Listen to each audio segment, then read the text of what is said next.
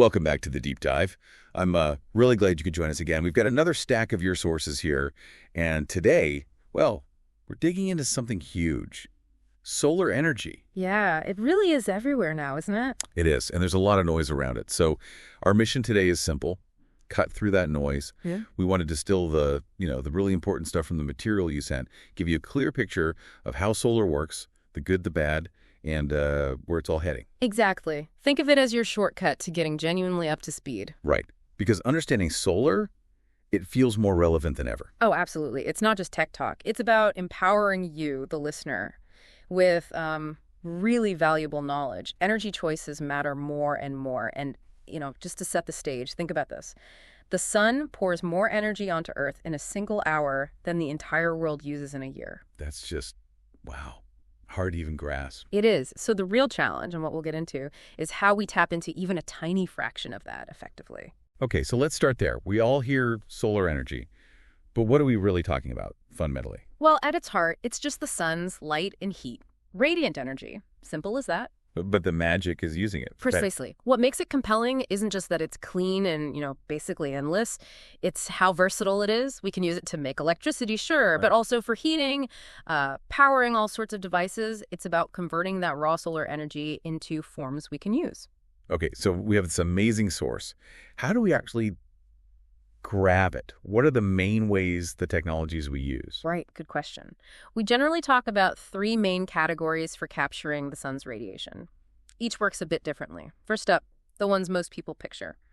Photovoltaic panels, PV panels. Ones on roofs and stuff? Exactly. Those convert sunlight directly into electricity. You see them everywhere, homes, offices, huge solar farms out in the desert, even powering satellites way up there. Direct to electricity, got it.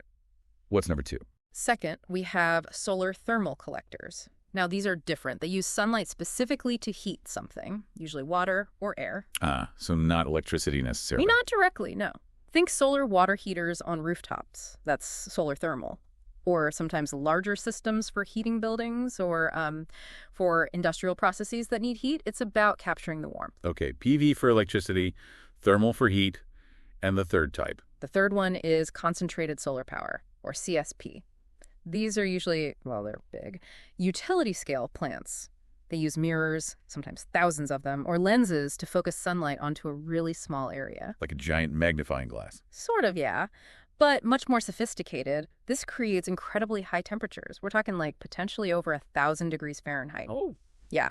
And that intense heat is used to create steam, which then drives a turbine to generate electricity.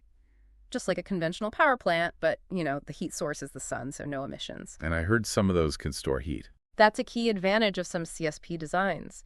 They can store the heat, often in molten salt, which means they can keep generating power even when the sun isn't shining, like for hours into the evening. That's a big deal for grid stability. That's fascinating. So direct electricity with PV, direct heat with thermal, or the super concentrated heat for turbines with CSP. Really distinct approaches. Let's zoom in a bit on PV, the panels, because that's what most of us encounter. How does that flat panel on a roof actually do it? Turn sunlight into, power for my kettle. Right. It seems almost like magic, but it's actually a pretty elegant four-step process. So first step, sunlight hits the panel. These panels are made of semiconductor material, usually silicon. The sunlight, or rather the photons in the sunlight, hit the silicon atoms, Okay. and they knock electrons loose. They literally excite the electrons, giving them energy. The type of silicon, like monocrystalline or polycrystalline, affects how efficiently this happens, but the basic idea is the same. Sunlight frees up electrons. So the sun's energy physically moves electrons. What then? That movement of electrons is an electric current. But specifically, it's direct current, DC. Think of it like water flowing one way down a pipe. DC. Okay, I've heard of that. But my house uses AC, right? Yeah. Alternating current. Exactly. Yeah. Your home, the grid, almost everything runs on AC, where the current direction switches back and forth. AC travels better over long distances, so step 3 is crucial. You need an inverter. The inverter, okay. This piece of equipment takes that DC electricity coming straight from the panels and converts it into usable AC electricity. It's like a translator between the panels and your home's electrical system. And these days, you might have one main inverter or smaller microinverters on each panel, which can be sometimes more efficient. So the inverter is key to making it usable power, like translating the energy language. What happens if the panels make more power than I'm using right then? Good point. That leads to step 4. Any excess electricity that you generate but don't use immediately has two main options. It can be stored in batteries if you have a battery system installed. That lets you use solar power at night or during an outage. Right, storage. That seems important. It's becoming increasingly important, yes. The other option is sending it back to the main power grid. This is often called net metering. Your meter basically runs backward, and you usually get credits on your electricity bill from the utility company. You're essentially selling your excess power back. So your house becomes a mini power plant in a way. In a sense, yes. That four-step process, it's actually quite clear when you break it down. So, zooming out again, what does all this mean? Why is solar energy gaining so much traction globally? What are the big advantages? Well, there are several really compelling reasons. First, and maybe most importantly for many, it's environmentally friendly. Zero greenhouse gas emissions while operating. You're getting power directly from the sun, not burning anything. That's huge, obviously. Huge. Second, it's renewable. The sun isn't going anywhere for billions of years. It's a practically limitless resource, unlike fossil fuels. Third, cost savings.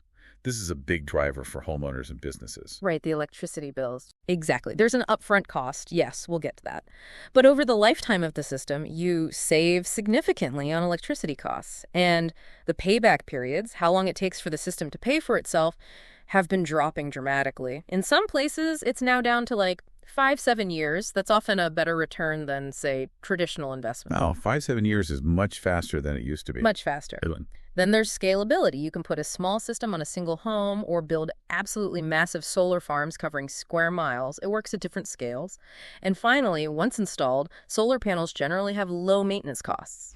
Pretty reliable technology. Okay, those are some strong arguments. Environment, endless fuel, saving money, flexible scale, low upkeep. But all right, let's be real. It can't be perfect. What are the downsides? The practical hurdles people face? You're right. There are definitely challenges to consider. The big one, the one everyone talks about, is intermittency. Solar power generation depends on the sun shining. So weather dependent. Exactly. It's less effective on cloudy or rainy days. And obviously, no power generation at night. This is the inherent challenge. It means you either need energy storage, like batteries, to cover those times, or you need to stay connected to the grid for backup power. Batteries are still quite expensive, though, aren't they? They are, but costs are coming down fast, and the technology is improving rapidly. Grid-scale batteries are also becoming more common, helping smooth out the supply from large solar farms. So intermittency is a challenge, but one with rapidly evolving solutions. Okay, so intermittency is number one. What else? Well, there's the high initial cost. Even though prices have fallen dramatically, installing a solar system is still a significant upfront investment for many homeowners or businesses. Right, that initial hump. Yes. Though, again, financing options, leases, power purchase agreements, and government incentives like tax credits are making it much more accessible than it used to be. And finally, there's the space requirement. Solar panels need surface area. For large utility-scale projects, you need a lot of land, which can sometimes lead to land use conflicts or habitat concerns. Even on a home, you need enough suitable, unshaded roof space. Okay, so intermittency, cost, and space. Those seem like the main things to weigh up, but it sounds like there's progress on addressing them. Definitely. Innovation is constantly tackling these challenges. So given all that, where are we actually seeing solar energy making an impact today? I mean, beyond the obvious rooftop panels. Are there surprising applications? Oh, absolutely. It's incredibly versatile. Of course, there's home electricity and heating. That's huge. But think about powering remote areas, places far off the grid, developing communities, research stations, even just remote cabins. Solar provides power where running lines would be impossible or way too expensive. That makes sense. Independence from the grid. Totally. Then there are solar-powered vehicles. We're seeing more concept cars, solar-assisted charging for electric vehicles, even things like solar-powered boats and surveillance drones. It's still evolving, but the potential is there. Interesting. Wow. You see it in everyday infrastructure, too. Street lighting, traffic signs, parking meters, making them self-sufficient is often cheaper in the long run. And a really impactful area is agriculture, especially in sunny regions. Powering irrigation pumps with solar instead of diesel saves money, reduces pollution, and can seriously boost food production and water access. Wow, the irrigation one. I hadn't really thought about that, but yeah, that could be massive in some parts of the world. It really is. It's changing lives. Okay, so it's already quite widespread and diverse. Yeah. Looking forward then.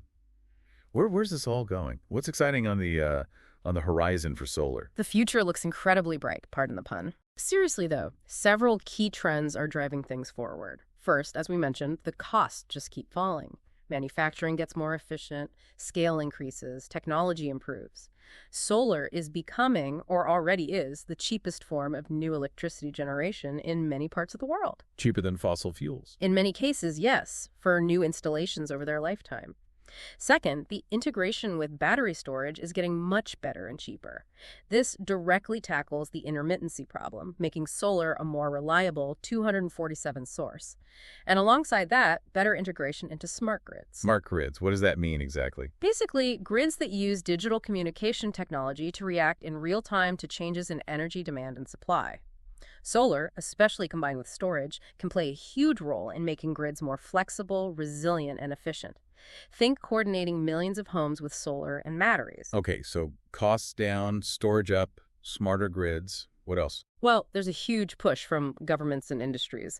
They see solar as key to meeting climate goals, reducing carbon footprints, and also achieving energy security and independence. So investment is pouring in.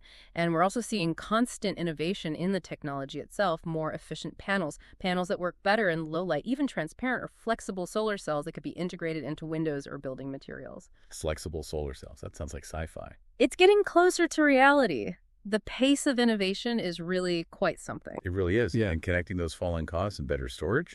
Yeah, you can see how it builds momentum. Okay, so just to quickly recap for everyone listening, we've covered what solar energy actually is, that radiant energy from the sun. We looked at the main tech, PV, thermal, CSP. We dove into how those PV panels work, that four-step process, turning sunlight into the AC power you use. We talked about the big advantages, clean, renewable, cost saving, and also the challenges like intermittency and cost, but how those are being addressed. And we touched on all sorts of applications from homes to farms to space and looked at the really promising future. The whole idea here was to give you that distilled understanding, your shortcut to being really informed. Exactly. And maybe leave you with a final thought to chew on. We've talked about costs coming down, efficiency going up, batteries getting better, smarter grids. Given all that, how might this convergence truly reshape your own energy choices in the near future? And more broadly, how will it continue to shift the entire global power landscape? What role do you see solar playing in your world, say, 5 or 10 years from now? That's a powerful question. Definitely food for thought. Thank you for joining us on this deep dive today.